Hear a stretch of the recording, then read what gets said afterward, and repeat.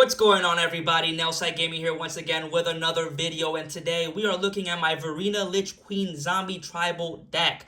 Varina is a 4/4 legendary zombie wizard for 1 white blue black that reads, whenever you attack with 1 or more zombies, draw that many cards, then discard that many cards. You gain that much life. And the second ability, pay 2, exile 2 cards from your graveyard, create a tap 2/2 black zombie creature token. So we are going to focus on filling up our graveyard, exiling cards, preferably not creatures, but we can, and we're going to be making tokens. If we fill up our graveyard with creatures, there's other ways to get them back, like any zombie would. We're going to be drawing a lot, discarding a lot, getting a lot of life, making a bunch of tokens. So let's keep that in mind as we move towards the deck, starting with the rest of the zombies. We have Gravecrawler, probably the best zombie in the format. He's a 2/1 zombie for a black that cannot block and reads, you may cast Gravecrawler from your graveyard as long as you control a zombie. Yes, there is a combo in this deck with him. He is famous for those. Crypt Breaker is an awesome 1-drop. He's a 1/1 zombie for a black that does everything this deck wants to do. For 1 on a black, you can tap it, discard a card, make a zombie. And you can also tap 3 untapped zombies you control to draw a card and you lose a life. We don't care too much about losing the life because Varina will take care of gaining us that life back. What I love to do with this card is leave a bunch of zombies and zombie tokens untapped to block. And then the turn before ours, on their end step, we will just tap a bunch of zombies, get pinged a little bit, draw a bunch of cards. So great way to get the engine rolling, and it's a 1-drop, so we can take advantage of that pretty early on in the game. Carrion Feeder is a 1/1 zombie for a black that cannot block and reads, sacrifice a creature, put a +1/+1 counter on Carrion Feeder. That is a free sack outlet that you can repeat as long as you have, as long as you don't run out of creatures, of course. And in this aristocratic type of strategy, he is very important. Relentless Dead is a black zombie, power and toughness are 2 and 2, and then when Relentless Dead dies, you may pay black, and if you do, return it to your hand. And he has menace, so he's a really good guy to get out early, attacking, triggering that Varina attack trigger. And if he dies, and then we'll pay the black and get him back to our hand as he dies. But most importantly, he has, when he dies, you may pay X, and if you do, return another target zombie creature card with converted mana cost X from your graveyard to the battlefield. So a little bit of graveyard retrieval there in case our zombies die. Usually it's Varina that dies. But yeah, he is a great 2-drop in the deck. Undead Augur is a 2/2 zombie wizard for black. Whenever Undead Augur or another zombie I control dies, you draw a card and lose a life. So these tokens die, we're going to be digging deeper into our deck. Binding Mummy is another 2-drop, a white 2-drop in this case, a 2/2 zombie for a colorless and a white. Whenever another zombie enters the battlefield under your control, you may tap target artifact or creature. So we're making these tokens and we're triggering this ability. We're tapping down our player's stuff and then we're swinging in to trigger Varina again. Either that or we can use this as a politicking piece. We can be like, hey guys, if you don't attack me, I'll make sure I'll tap the biggest threat's creature so you guys can attack him openly, or her, which would be pretty cool. I have yet to use that, but I'm sure it would work if I did try that. But sometimes I am the biggest threat on the board. Here we go. We have Wayward Servant. It's a 2/2 zombie for a white and a black that has, whenever another zombie enters the battlefield under your control, each opponent loses 1 life and you gain 1 life. Making a bunch of tokens is going to trigger this bad boy a bunch of times. Same as Corpse Knight. Pretty much the same card.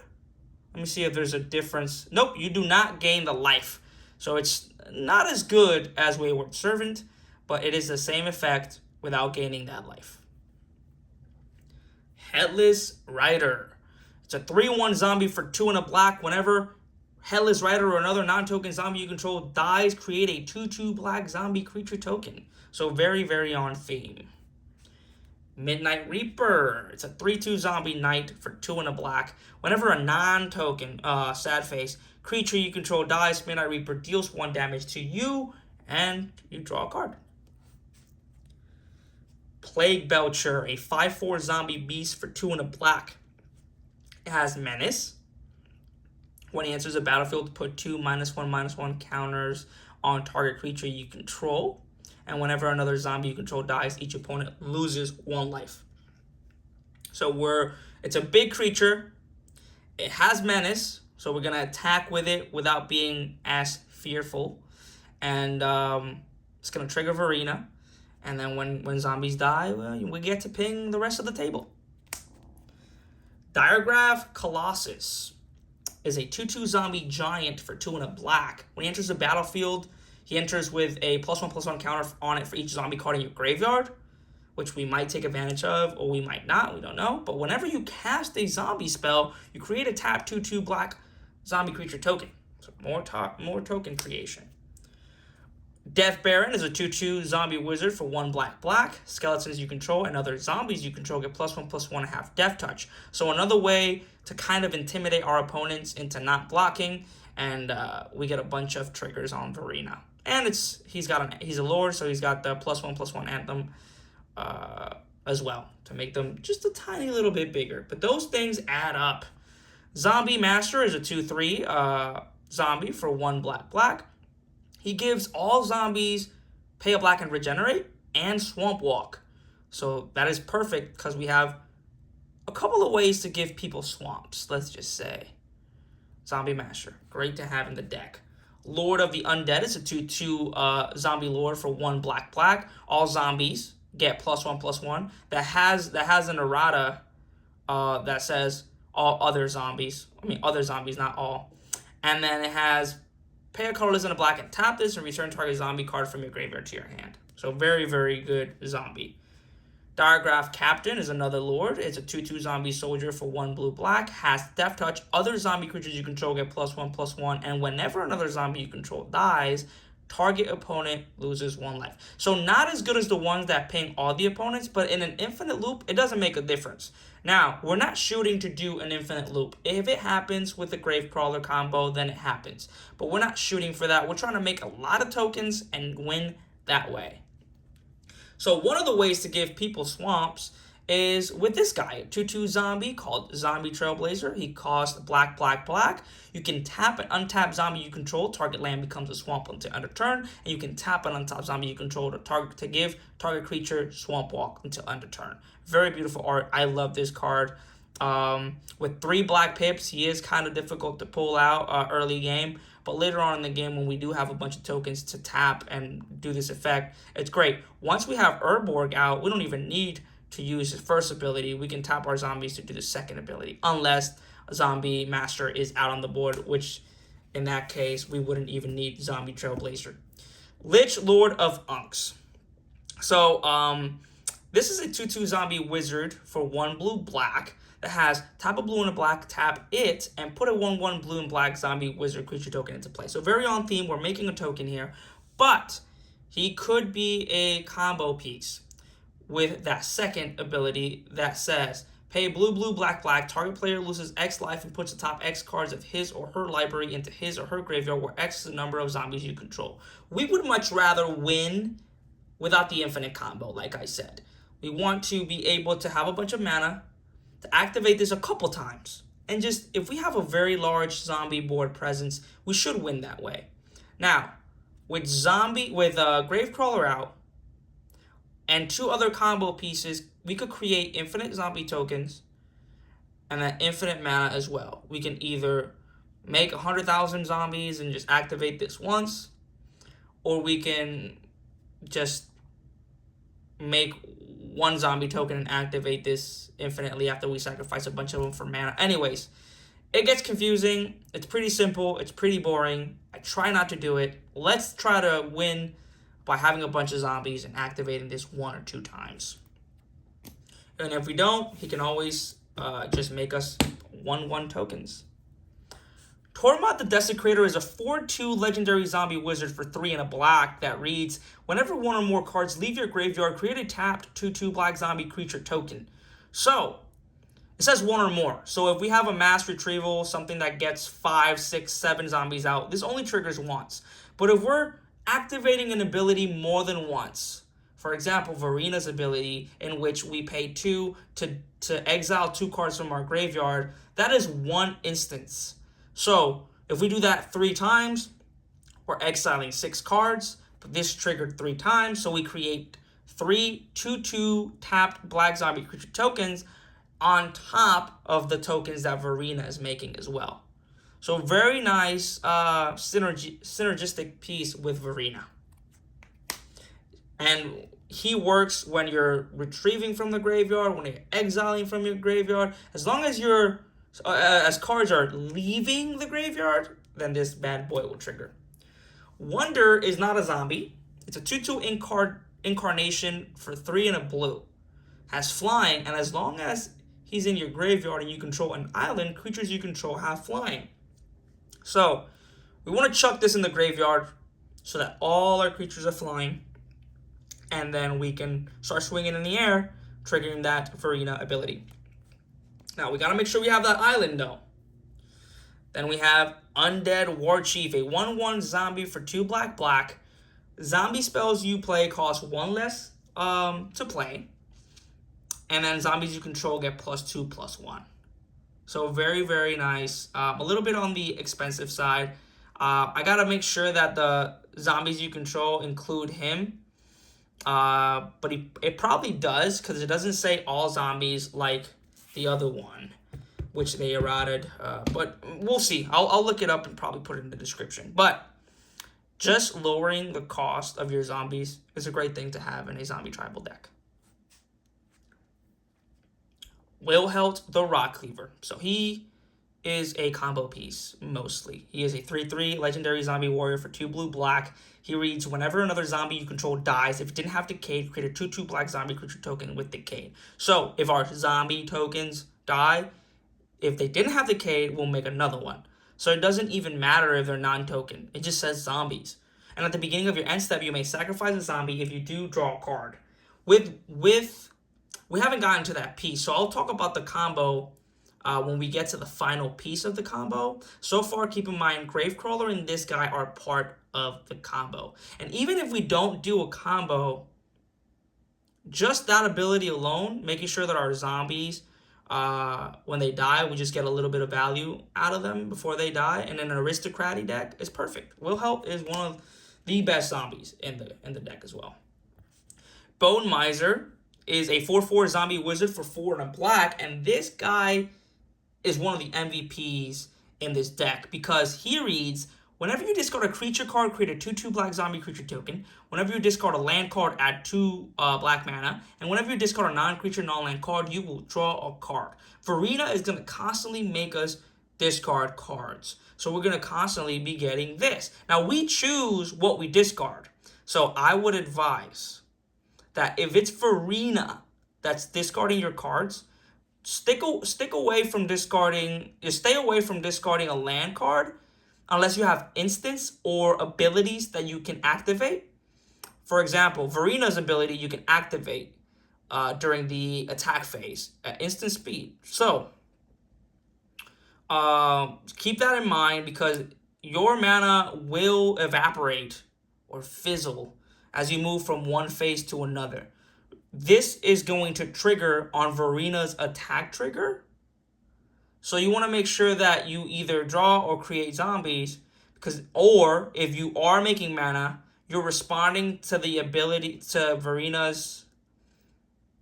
I don't know if you could do that. If you can, I'm sure you can activate it. You're attacking, Varina's ability goes on the stack. It resolves, you discard, you make mana, and then with that mana, you can put it into Varina to exile cards from your graveyard, create more zombie tokens. Correct me if I'm wrong. I'm going to look that up right after this. But that's one of the best ways to use this with Varina. If you have other cards that make you discard on your main phase, go wild with the land discarding, because you're going to make a bunch of black mana and you're going to be able to continue to play all your spells, which is awesome. But yeah, this card is just amazing. It is, I can't really think, waste not on a body. So waste not on a stick.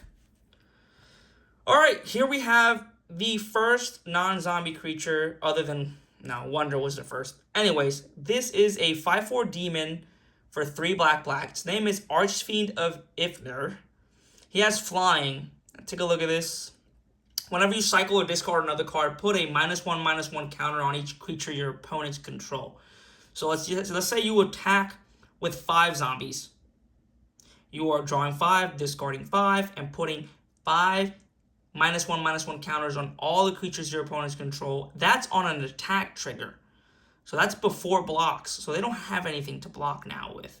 Amazing card in this deck. I used to have another card that was a zombie that did the same.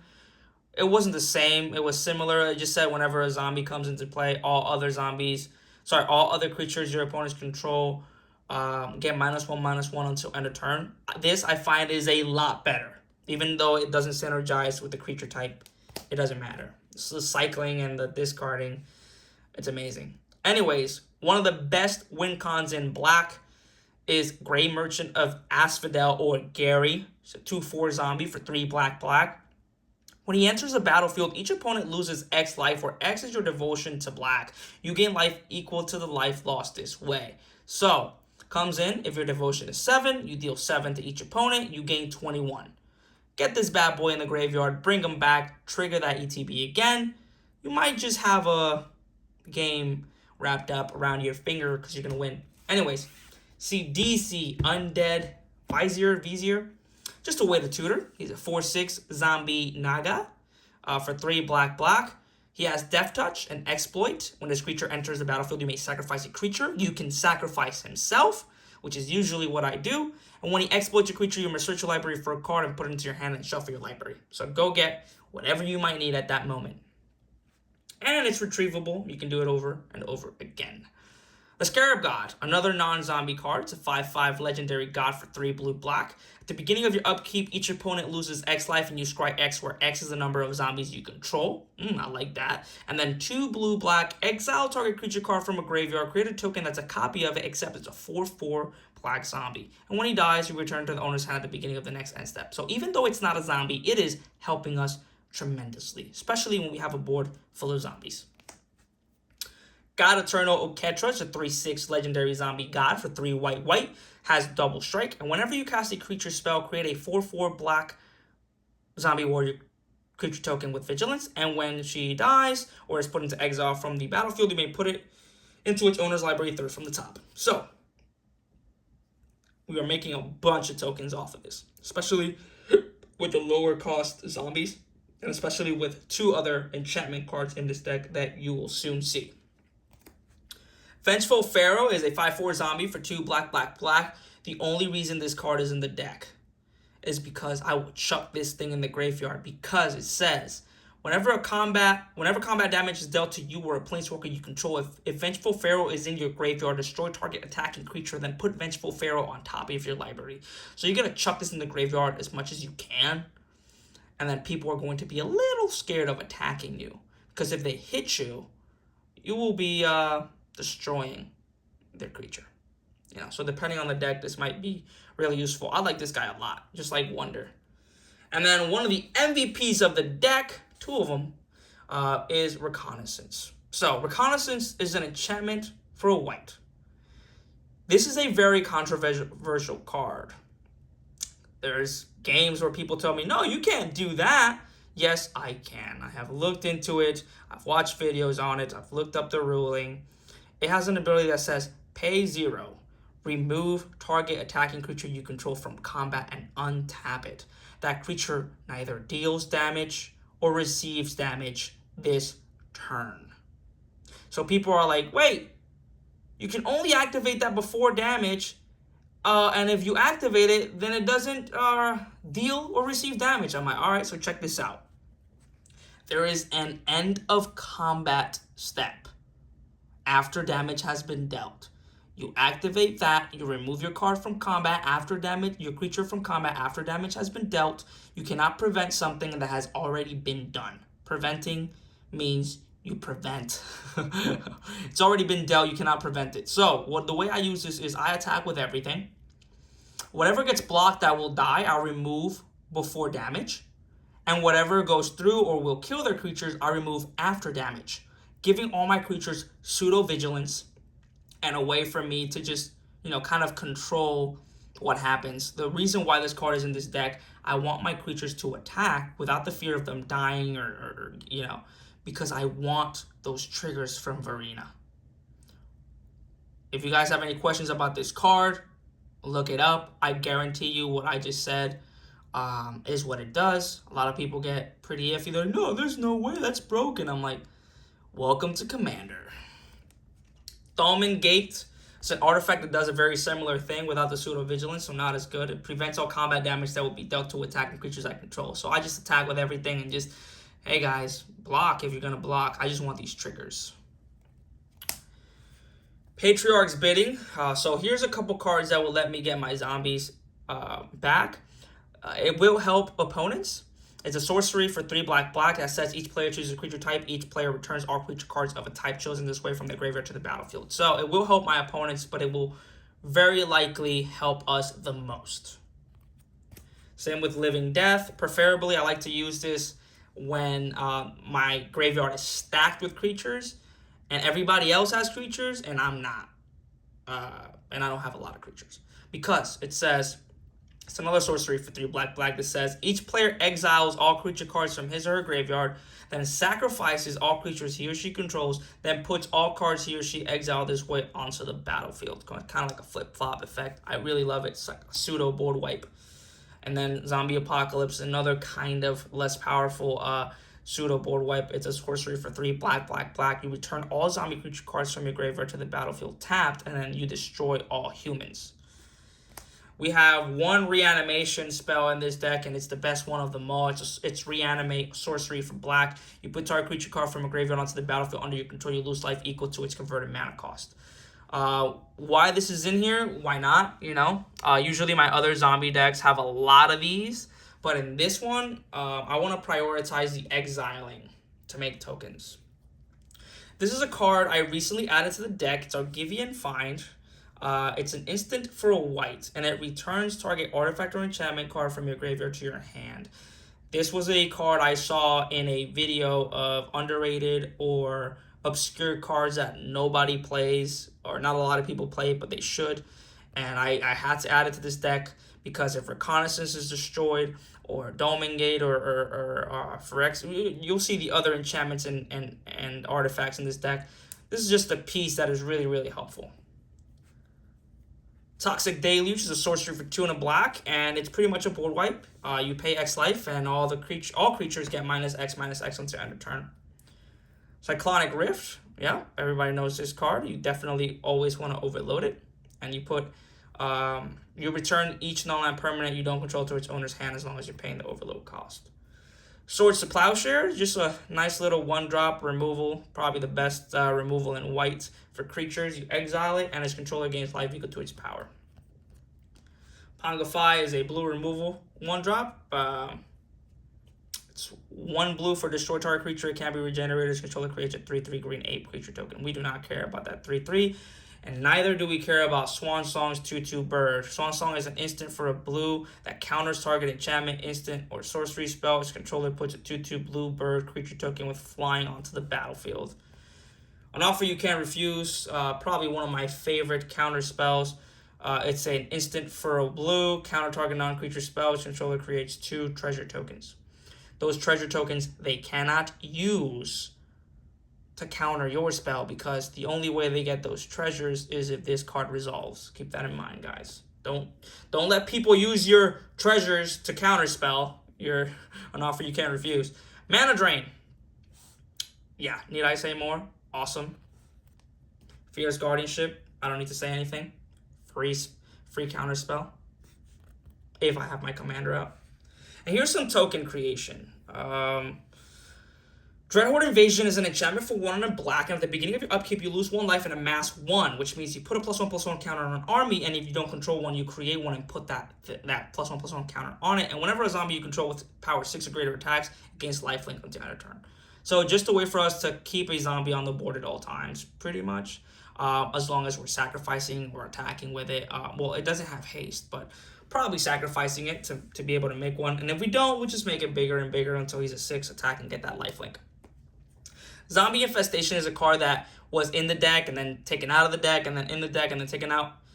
Because sometimes it would work, sometimes it wouldn't. Now it really works. Because I've added some pieces to draw a lot of cards. Because I made this card 2 cards to put a 2/2 black zombie creature token onto the battlefield. Which is amazing for the strategy, as you know. And it is a very affordable card at the uncommon, but very, very synergistic in this deck.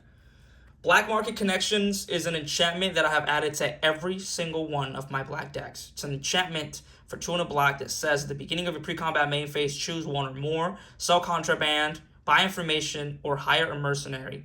It means pay 1, create a treasure token, pay 2, gain a draw a card, or pay 3 and create a 3/2 colorless shapeshifter creature token with changeling. You're making zombies.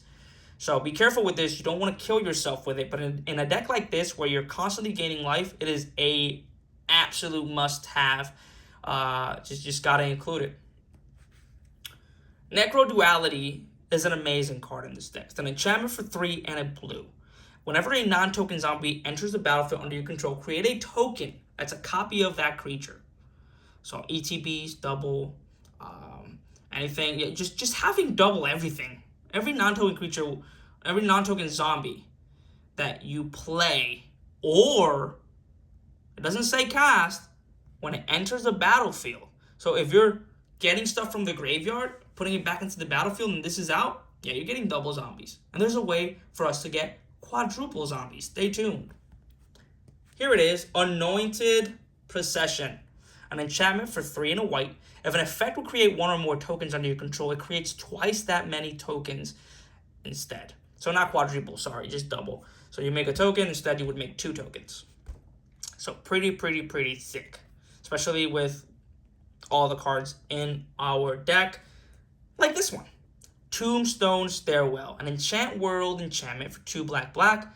It has a cumulative upkeep of colorless and a black. And during each upkeep, each player puts into play a Tombstone token for each summon card in his or her graveyard. Treat these tokens as 2/2 black creatures that are unaffected by summoning sickness and count as zombies. At end of any turn, if Tombstone Stairwell leaves play, bury all those tokens. So, you're going to be filling up your graveyard with creatures. You're going to be making a ton of tokens. And those tokens, if you don't play the upkeep or if this leaves play, they're going to die. But in our strategy, we want them to die. We don't care if they die. After they've given you a couple triggers and there's a couple of aristocrat pieces on the board, let them die. We're going to wreak havoc. Great card to have in the deck. Grave Pact, also another great card in the deck. It's an enchantment for 1 black that says whenever a creature you control is put into a graveyard from play, each other player, so not you, sacrifices a creature. So there we go. You kill your stuff, and they have to kill their stuff as well. Love it. Rooftop Storm is an enchantment for 5 and a blue. Your zombie creature spells are now free to cast. You're welcome. Liliana the Last Hope. Okay, why is this card in here? She's a legendary planeswalker, 3 loyalty points. She is a 1 black. She costs 1 black.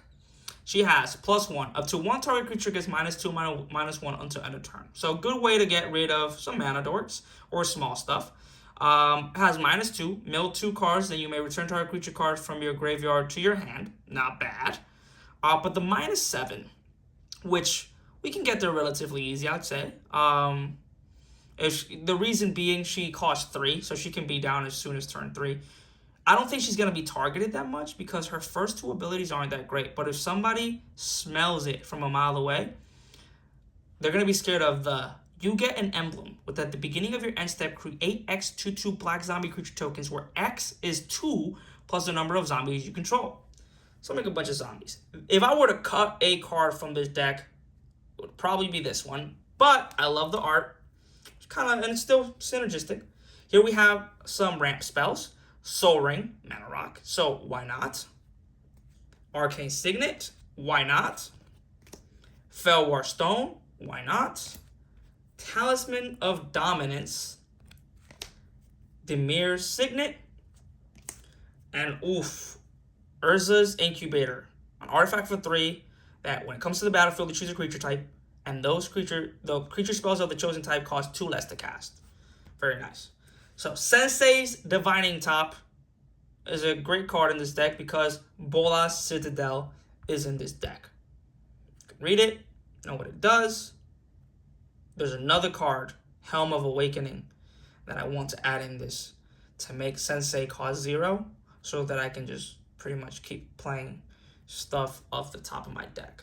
But that's still not in. Library of Lang is an artifact for 1. You skip your discard phase, and if a spell or effect forces you to discard a card, you may instead discard the card to the top of your library. So, pretty good in this deck. We're going to be discarding a lot.